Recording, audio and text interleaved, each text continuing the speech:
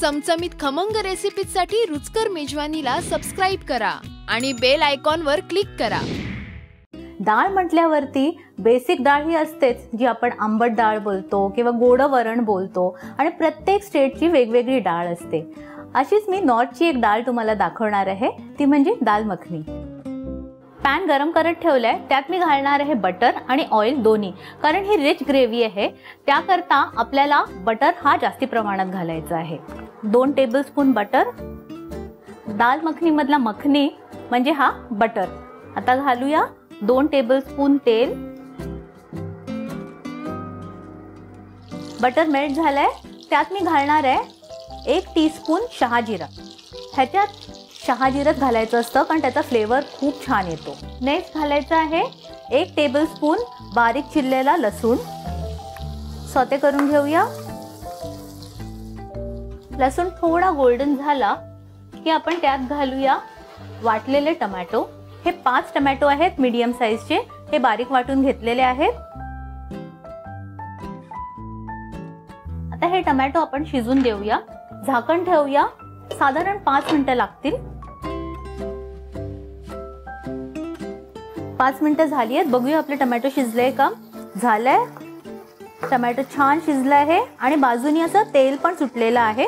आता आपण यात बाकीचे मसाले घालूया। अर्धा टीस्पून हळद, 1.5 टीस्पून लाल मिरची पावडर, 1 टेबलस्पून धणा पावडर, 1 टीस्पून जीरा पावडर, 1 टेबलस्पून गरम मसाला। हे सर्व मिक्स करून घेऊया।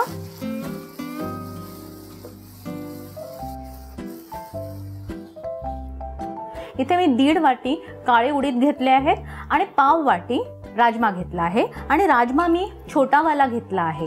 हे सर्व मी 8 तास भिजवून ठेवलेले आहे। ओव्हरनाईट ठेवलं तर फार उत्तम।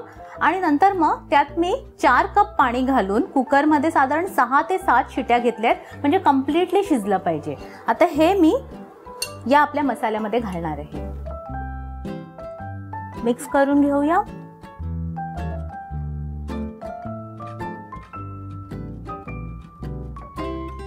आता मीठ घालूया।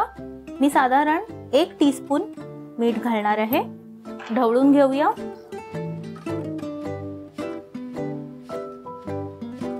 आता यात आपण घालूया 2 कप पाणी, पुन्हा एकदा मिक्स करून घेऊया।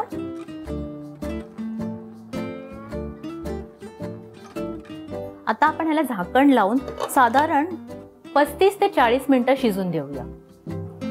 40 मिनिटं झाली आहेत, बघूया आपली डाळ रेडी झाली आहे का। मस्त थिक झालेली आहे, पण डाळ अजून रेडी झाली नाही आहे। अजून आपल्याला काही इन्ग्रेडियंट्स यात घालायचे आहेत। आधी घालूया 1 टेबलस्पून कसुरी मेथी, मिक्स करून घेऊया। आणि ही डाळ आणखी क्रीमी बनवायला घालायचं आहे 2 टेबलस्पून क्रीम। मिक्स करून घेऊया आणि परत एकदा कव्हर करून साधारण 15 ते 20 मिनिटं ही शिजून देऊया। 20 मिनिटं झाली आहेत, बघूया झाली आहे का आपली दाल मखनी रेडी। आता व्यवस्थित आपली दाल मखनी रेडी झाली आहे, मस्त क्रीमी झालेली आहे। पण सर्व करायच्या आधी आपण त्यात थोडासा बटर घालूया, मिक्स करून घेऊया। आता आपण बटर घातल्यावरती ही दाल मखनी आणखीन छान मखनी झालेली आहे। आता आपण ही सर्व करून घेऊया।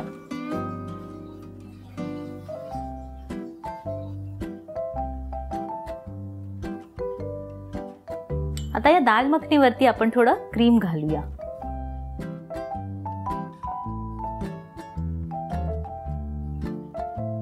मी नॉर्थला जेव्हा गेली होती आणि ही दाल मखनी फर्स्ट टाइम खाल्ली होती, तेव्हा त्या लोकांनी मला एक टिप दिली होती। ते म्हणतात की जर तुम्ही ही दुसऱ्या दिवसापर्यंत ठेवली आणि ती खाल्ली ना, त्या दाल मखनीची टेस्ट ना आणखीन निखरून येते, खूप छान लागते। तर मी हे ट्राय तर नक्की करणार आहे। तर यातली थोडी दाल मखनी मी ठेवणार आहे उद्यासाठी। अशाच छान छान रेसिपीजसाठी लाईक, शेअर आणि सबस्क्राईब करा रुचकर मेजवानीला।